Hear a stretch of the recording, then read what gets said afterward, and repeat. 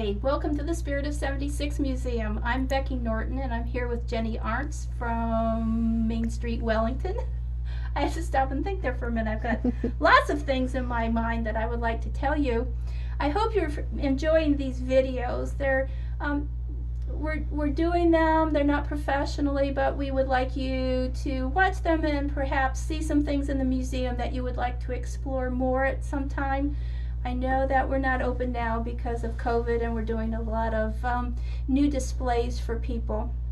When I first got on the board, I thought, oh good, nothing ever changes at the museum because I don't like change. And it's changed I don't know how many times since I've been on the board. But that's a good thing. Yes, changes for the good. I wanted to show you today this wonderful display case. It's a cheese cabinet, actually, that was donated to us by C.C. Winsong, who was a businesswoman here in Wellington that was in her building when she moved into it. It's a beautiful, beautiful piece, and this is actually the back of the case. So the person who was the sales clerk would be back here, and you would come in and pick out whatever cheese you wanted and the amount that you wanted. And so they would just open up this door like this, and they would get out the cheese that you wanted, and you'd look at it and say, yes, that's what I want, and then they would take out a knife that looks something like this. Wow. To cut it. Now you'd say, why do you need a knife this large to cut cheese? Well, and here's another one. Let me show you this one. This is interesting. This is another one to cut cheese. And my favorite one is this one, because this one would cut it in slices. So you would go down and you would have the thick slices of cheese. The reason why you needed knives so large is because the rounds of cheese might be as big as this box. And the reason why it would be as big as this box is because these are cheese boxes. These are how the cheeses would be shipped so they wouldn't be damaged. And we have several different ones here, different sizes. Here's a smaller one that we have here. And this box was shipped from this very building because this used to be a warehouse. But you can see they're just plain wooden boxes. And we're fortunate that some of them have survived because I would imagine that they probably were used for fires when they were finished, just like we would burn pallets or something like that. So that's why they needed to have knives that were so large. I wonder if they also started using them for hats. It looks like a hat box. It does look like a hat box. I guess if you had a cheese box and a hat that needed to be protected, yeah, they probably did. I didn't think about that. We just have some items here in the case for people to see that have to do with the cheese industry. The knives are my favorite ones. I think they're so unusual to see. Also, a clever thing that they came up with this we have doors down here, and you can see that the inside of this is metal. And I think what they did was they put ice down here, and then if you look back here, you can see that this is not solid, so the cold air could come up and keep the cheeses cooled down a little bit, which I thought was pretty clever. Yeah.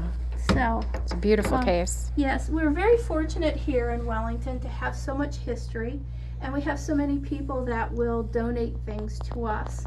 And one of the questions that I was going to answer today is, where do you get all of the things that you have in the museum? Because we have 3 floors in this museum, and people are always astounded when they see how much we have.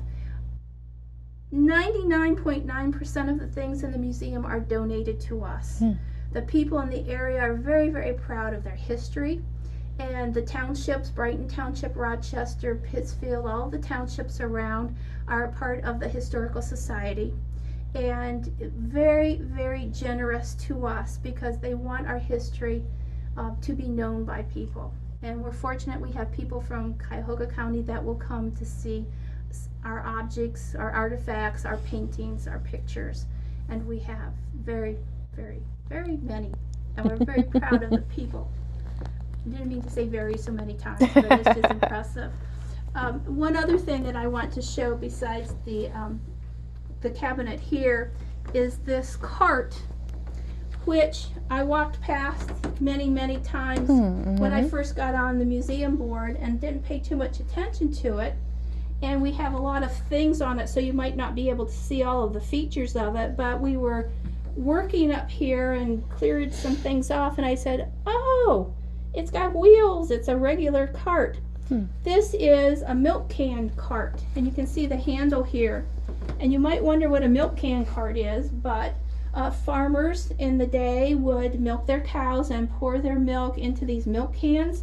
They would put the milk cans on their cart, and then they would wheel them to the road, and then the milk truck would come and empty the milk cans into their truck, all by hand, and then the farmer would go and they would get the cart with the cans on it, take it back, get it all washed out for the next milking. And this one has been salvaged for us, and it's not in the pristine condition, but I like it better that way because it just shows that it was used a lot. And there are more modern ones now. If you go down towards Mennonite and Amish country, sometimes you'll see some milk carts, but even down there they have milk trucks that come now and pick up milk. It does definitely have some neat engineering down there with Isn't that cool? with yeah. Yeah. So somebody would have to do that at morning And there's the milking stool. And we have a milking stool here. Now this piece is more modern. This is a milking machine that would have been hooked onto the cows, probably run by a generator, and then the farmer would carry it with the milk in it to his bulk tank, empty it, clean it all out, and then milk the next cow.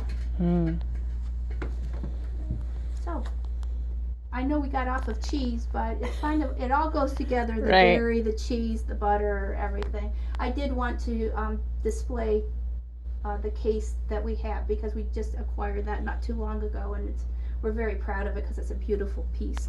So thank you for watching.